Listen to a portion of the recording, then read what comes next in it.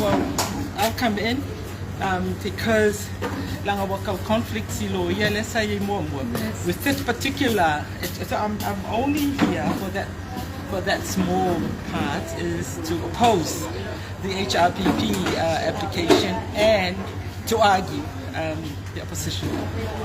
The application is for leave permission for them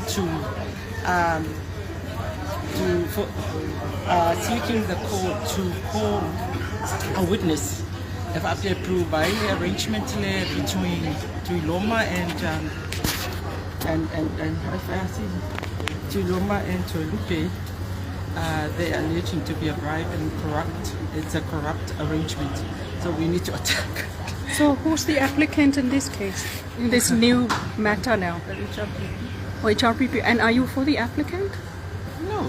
Or you I'm not for the applicant, I'm for Tuiloma. You're for Tuiloma. So it's funny how they want to come in and they're not parties.